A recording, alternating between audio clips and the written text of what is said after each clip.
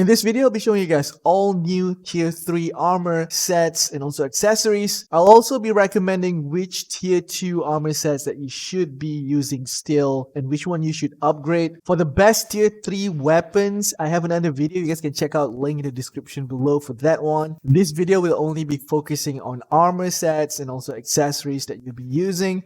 Also, take note, this is just the release of the first part of tier 3. There's going to be a second part of gear and weapons that's going to be released by NCSoft and AGS somewhere at the end of this year. So if you guys want to save your loosen, you can still use your tier 2 gear. They'll still be effective. With that out of the way, let's get straight into it. Alright, let's start with the melee class right here. Let's say you're a Gladiator, Ravager, or even a Scorpion. You can get benefit from this 2-piece armor set. So let's say you're using 2-piece Void Stalker and 2-piece Imperial Seeker. You want to keep your tier 2 Imperial Seeker set and just upgrade your Void Stalker set. So we're going to be upgrading them to the Demonic Beast set. We just need the 2-piece set bonus, which will give us attack speed increase by 7%, also cooldown speed by 7%. So right at the end with these two stats and also 25% crit damage possibility that we can get, it's going to really boost our DPS. There's another set that will increase crit damage by up to 30%, which is the Blood Knight set. Unfortunately, it's going to be needing the 4-piece set. And looking at the stats of the Blood Knight set, it's only worth it if you're a caster to get this 4-piece, which I'll be showing you guys in the next build. As for the pants, if you guys are using the Lotus pants, they're still good with the attack speed. But if you want to upgrade it, you can upgrade it to the Demonic Beast set with just an additional critical hit chance plus the evasion. Alright, for the bracers, I like to use the Night Shackle bracelet for all my DPS spec, regardless if it's melee or caster, because the heavy attack chance and critical hit chance are really good.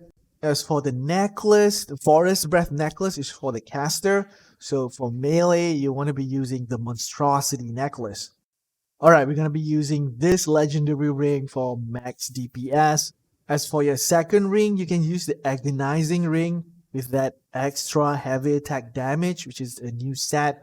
Or if you're lacking hit, you need it for PvP, you can always use the Abyssal Covenant ring.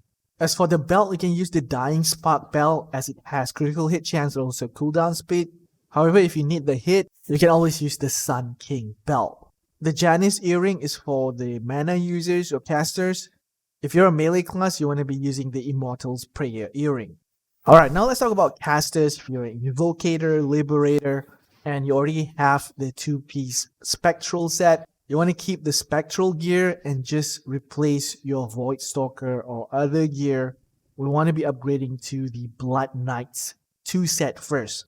So once you have the 2 set, it gives you plus 250 crit hit chance, which is not that great. But your goal from now on is to replace your Spectral set and get the 4-piece bonus, which will increase your critical damage from 25% to up to 30% right now. So it's just a minor critical damage upgrade. If you don't want to and want to save loosen, you can always use 2 pieces of Spectral and just 2 pieces of this Blood Knight set. Alright, for the bracelet, we're going to be using the Night Shackle bracelet, as we need the crit and heavy attack chance. For the caster's necklace, the Forest Breath necklace will be the best.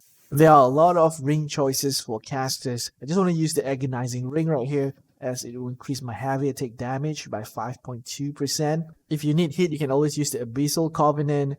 Same goes with the belt. If you need hit, you can use the Sun King belt. Otherwise, you can use the Dying Spark belt.